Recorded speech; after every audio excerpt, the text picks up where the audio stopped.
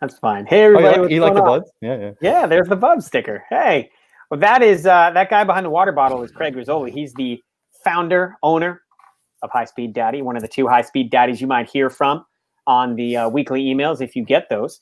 And if you're watching on Culture City's channel right now, what's up, Culture City fans, friends? Hello. We got 2 Of course, our first comment is Joseph Booty. Yes. What's up, Joey? He's at home. He's at home breastfeeding or bottle feeding the baby right now. I don't and stuff think like he's that. breastfeeding. No, he's not breastfeeding. But that would be amazing. Please comment if you've ever breastfed your son or daughter as a man. Way to start off the show. All right, listen.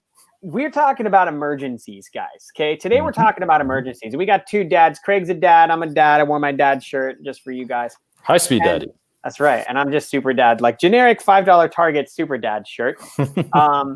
But it cannot, Joey. No, it cannot happen. So I think that's from a movie, right? I don't know. But emergencies is what we're talking about today. Okay. So whether you call it a bug out bag, maybe in the midst of everything, pandemic wise that's going on, maybe you have a bug out bag or a hospital bag, or maybe it's as simple as having something like a first aid kit, right? Now, this is one of High Speed Daddy's first aid kits, and I have fully stocked mine with a bunch of supplies. Now, it doesn't open up all the way, so you can't see everything, but in there, I've got, tape, I've got Band-Aids galore inside the pockets. I've got everything that I need to be successful as a dad. And so, shameless product plug there, but I do want to say that no matter whether it's a pandemic or it's just somebody cut their knee or you need to get the heck out of town. I mean, it's hurricane season here in Orlando where I'm at. So there's a lot of things that you could be needing to get ready for in an emergency situation. So we're 2 dads here to talk about what we do and what we have done in the past in hopes that you'll get a little bit of advice and thoughts. What do you think, Craig? Definitely, and we'll just continue on with the first aid kit pouches, right? And I'll tell you guys the main reason we sell those and as an addition, and they do attach to our lunch bags. They do attach with the Molly systems to our diaper bags and stuff like that. Is kids, toddlers get bumps and scratches and scrapes and cuts and all that stuff, and you need to carry these. You got to carry Band-Aids. You got to carry some gauze on you, some antiseptic solutions, stuff like that. And you need a little pouch, an additional pouch. Now, you could obviously put that stuff in the lunch bag if you wanted, but I wouldn't really want it next to the food. You could put it in the diaper bag. Lord knows if you have our diaper bags, that there's plenty of pockets that you could put that stuff into. But you could dedicate those to something else, and you could have an external pouch that you could put onto the bags or take with you if you're going somewhere else. Then it's all the better, right? Yeah. And I don't want this to just be a seamless plug. I don't care if you buy one of our diaper bags, our lunch bags, our first aid kits, right? But it is important to have some version of a family first aid kit. Now, we have a first aid kit in every vehicle of ours. We also have one in the house, right? The ones in the house are maybe a little bit more packed than ones in the cars. But the thing is, you can set those up, and that's the reason we actually sell them empty, is because you can set them up however you want. Yeah. Now, being that I'm a veteran, I'm a former member of the military, like I have a tourniquet in the ones in the car. I have an Israeli bandage. I have quick clot packages and bandages in there and stuff like that. And these are things that Corey maybe has never heard of. No, what's an Israeli bandage? An Israeli bandage is a pressure bandage to stop an open wound. Wow. Kind of like you put the quick clot on there first to go into the wound and stop the bleeding, clot the blood up a little bit, and then you wrap it in the Israeli bandage, which is just a pressure bandage. Wow. Kind of going into a tourniquet, and then you can apply a tourniquet as well. And for those of you guys that are veterans and medical out there, you can definitely chime in and beat the hell out of my knowledge here of TCCC, right? Yeah. But it has been a couple of years. Give me a break. But some of it has been beaten into my head. But I do know how to use these things, so I include them in there. In the off chance that something happens, not only to my family, but I always feel a responsibility to help others with the knowledge that I have as well, right? That others may not have. So that's why I carry those things. But Band-Aids, some gauze pads, stuff like that. triple antibiotic. Man, I'm blanking. Antibacterial. Yeah. Exactly. Neosporin, if you want to get brand name. Okay. Yeah, there you go. That works. But Joe's bringing out the chest seals. Okay, so you could go down the line of doing chest seals as well. What the heck are these? What are these? Is this a military thing too? This is a more military thing. So for suck in chest wounds and stuff like that, you can put over bandages that you apply. When the person and I'm blanking right now whether you apply it when they suck in or they breathe out. Joseph, please correct me on that. And that's one of the reasons I don't carry one. But those are other things that you can do for trauma. These are all trauma related. These are the things you put on and do to get you to the point before the paramedics show up or to last you until you get to the hospital. These are short-term solutions. A tourniquet is not a permanent solution. It's a short-term solution. But these are all things that you can do that can help maintain you until you get to a certain area. So I don't want to get all caught up on that stuff and fancy, tactical trauma care. Yeah. He says breathe out. There you go. Exactly. Yeah. Okay. So there's the boo-boos and the trauma and the things like that. Okay. I want to give you one of mine, and I was actually just charging it, so I brought it up here. Okay. Do you know what this is, Craig? Have you ever seen something like this? Jeez, is that a car? It is. A jumper, a car jumper. Jump. Yeah, you don't have to put the car up to your other car, like nose to nose. Jumper cables. Yeah, you can jump it straight from this device, and you just power it on, and you hit boom, and it'll start your car right up. Dead batteries are real. That's a real thing. You don't have jumper cables. Like, it's happened to me on my car. It's happened to me on my motorcycle. Yeah, and at the time, I think in my car I did have jumper cables. Yeah, I don't carry jumper cables on my motorcycle. Yeah, so I had to kind of ask around and finally found someone. I've had times where people have had to push me on my motorcycle. Right, it's not fun. So having these things with you is definitely, and it's part of being in a Boy Scout motto: be prepared. Right.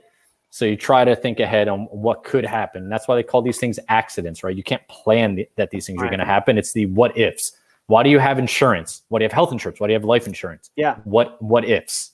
Right. So it's always good to be able to try to get ahead of yourself and have a contingency plan in place. And your 2 is 1, 1 is none. Have 2 plans in place in case the first one goes out the window, right? And things along those lines. And that's something that was beat into our heads through the military. The 2 is 1, 1 is none, right? Yeah, I love it. So, all right. So we've got like emergencies if the car thing happens. We've got emergencies if the boo-boos happen. Talk to me about bug out bags, because and I think we have a blog post on highspeeddaddy.com that talks about like how to pack the ultimate bug out bag, right? But for me, I didn't know until I came into the High Speed Daddy world and became a High Speed Daddy myself, like what a bug out bag was. Can you kind of I think I'm in the minority though of people that don't know what a bug out bag is. What does it mean to you, Craig, and what do you put in it? All right, the Bob. And I wish I had mine here in front of me that I could literally do it. So instead of just having a first aid kit you have in your car, you could have your bug out bag in your car, your Bob, right? Bug out bag. You could have it on standby in your house, whatever it is. Basically, and this is crossing over into the prepper scene. There's a whole niche of people called preppers, that kind of preppers prepare for, I don't want to say apocalypse, but if shit were to hit the fan, right? Use your acronym there. What you would do. So it's something you put in there and stuff you pack it with to last you over for 1 day, 2 day, 3 days, whatever it may be, until you need to get to a certain situation. So if you had to leave your house on an emergency basis with your family, and I don't want to get extreme and scare people, but like something, and this is actually, I'll use real case scenario, fires in California, right? Fires coming down hills. And this happened in Hollywood where there was movie stars had to abandon their houses, had to abandon their farm animals that they had there because they had no other plans in place to get those animals out within minutes. You're talking about fires coming down hills onto your property, volcanoes, whatever it may be, depending on where you live. Now, this is, those are kind of situations on where you live. Earthquakes, right? These are all legit things that happen.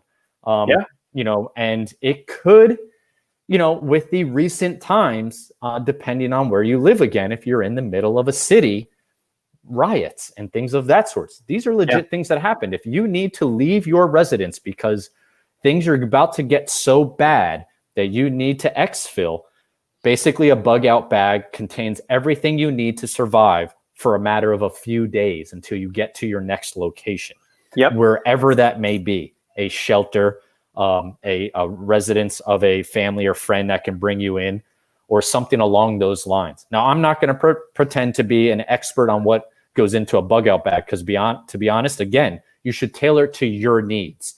If you have 2 kids, 3 kids, if you have a baby, you're going to need all different things in there. Main thing, water, food, and then you go into some version of sheltering and some version of shelter, whether it's some blankets or something, a whoopee, whatever it may be. But some things, fire starters, first aid kit again. You could go down and get as serious, and there's a lot of states that allow it, concealed carry and stuff like that. Bring a gun with you, ammunition, things along those lines. I don't like talking about that stuff too much, but those are legit situations that do happen and that you do need in certain circumstances. Yeah. Right. Yeah. But that's basically, the gist of what a bug out bag is. Like I said, Corey said, we do have a blog post on it. And if you don't want to view our blog post, Google bug out bag prepping, things along those lines, just to set yourself up. And little shameless plug again, our diaper bags cross over as bug out bags. They're set up to be durable backpacks, hiking backpacks, sternum strap, waist belts. You can load 30, 40 pounds worth of stuff in there.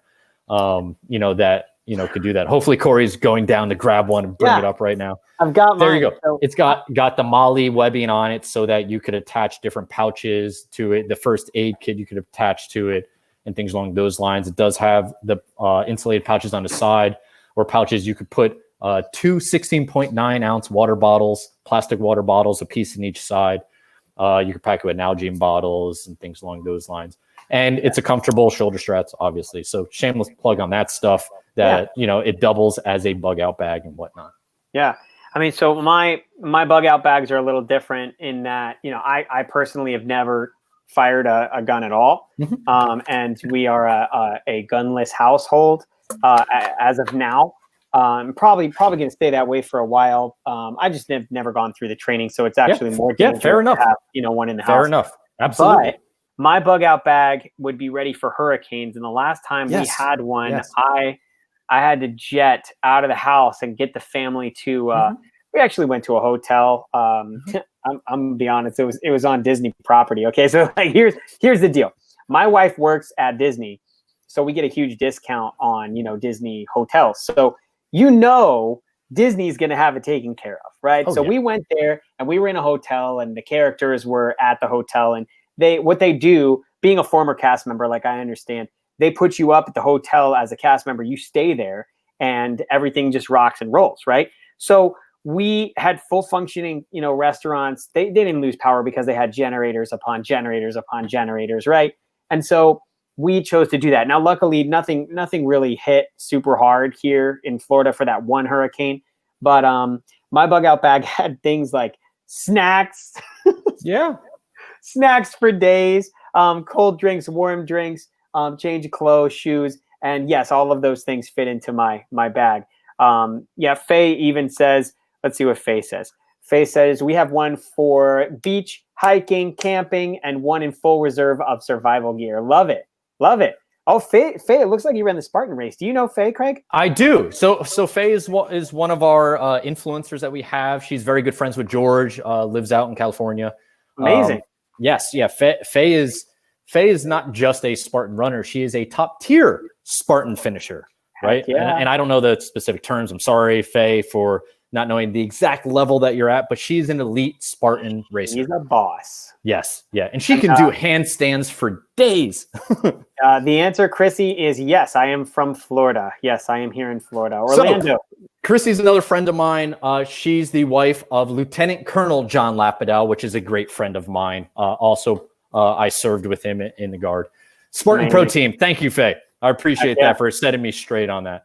And I want to touch on something that Tommy Thompson said earlier on, and he said, rather have it and not need it than need it and not have it. And that's the exact, almost in my mind, definition of being prepared, right? And, it's one of those things, it's good to just have it. And if you don't use it, all the better, right? And here's a little tip and trick for you as well. Like, there are things that expire, right? If you put food in there, if you have, meals ready to eat, some version of an MRE or dry prepared food, it usually have a 10-year shelf life. Check these things. Have some sort of SOP or standard operating procedure, for checking these things either on a yearly basis to see how you need to change it and stuff like that. Multi-tools, absolutely. 100% should have a multi-tool or some version of a knife in a bug out bag. Yeah, absolutely. Well, okay, so I don't know if there's anything else that we need to fit in the bag that would be something something we need to talk about in an emergency situation. I mean, dads always have to be prepared for emergency situations. So you just got to think about these things. You just got to be prepped in advance. So, I'll tell you some things that I wouldn't have. Yeah. I mean, not necessarily. In your situation, for what happened with the hurricane, and you knew that you were going to exfil to a hotel, video games, right? Like to keep your kids busy and stuff like that. Now, my bag would probably not have video games. No way. Right? Like, I'm going to plan for something else, possibly. Yeah, books or something along those lines. Or, having that plan in place on when you get to where you're going, what you're going to do. So it's not just important to have things in the bag, but it's important to have the plan on what you're going to do when you get there as well, right? Mm-hmm. Mm-hmm. Yeah, and Chrissy's in North Carolina, so yes. Up that East Coast line, we give you that little warning, and then Florida's like freaking out, and then you're like, oh boy, North Carolina, I better get ready. Oh, and hey, things travel up, right? Like in New Jersey and stuff. Some years back, we had Hurricane Sandy and things along those lines where shit got real. So yeah, definitely. Yeah, Hurricane Sandy's like, what's the matter with you? Yeah. And I gotta do a harmless plug here again and stuff like that. Thinking of like necessities to be in a bag. I'm not going to go anywhere without a whoopee. I'll tell you that right now.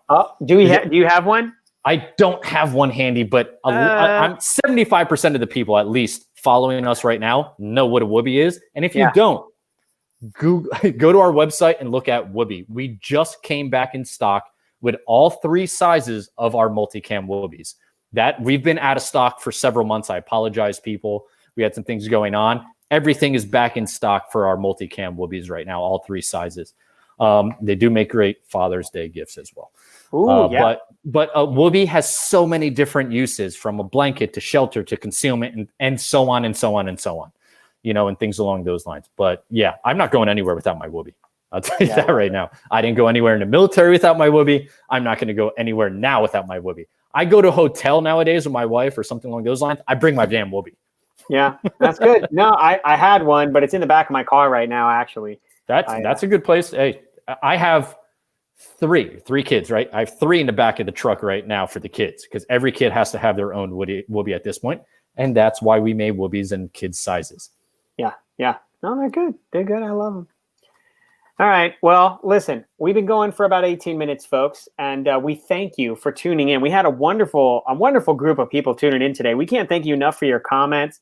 Joey said he brought one to his hospital. Oh yeah, he put that up in the men's group. He put a picture of him snuggling with his whoopee, waiting for the baby to come. It was awesome. We should mention that. Actually, everybody, come join us if you're a dad and you're looking to connect with other dads that are providing, protecting, connecting for their families. Come join us over in the dads only, men's only, High Speed Daddy Provide, Protect, Connect. It's a private Facebook group, totally free. Cool dudes in there like Craig and I, like mega cool dudes. I'm just kidding. But yeah, come visit. Seriously, we have great conversation and support each other as fathers, and we'd love to have you. So pass it along to new dads, old dads, all different kinds of dads. As you hear my kids screaming in the background. Oh, yeah. I got mine screaming outside. Well, that way, whatever. Right now. Anyways. All right, people. Thank you again for tuning in. Culture City fam, we love you. And we will see you very soon. We're here every Wednesday at about 4:30 Eastern. And we'll see you guys soon. Take care. See you guys.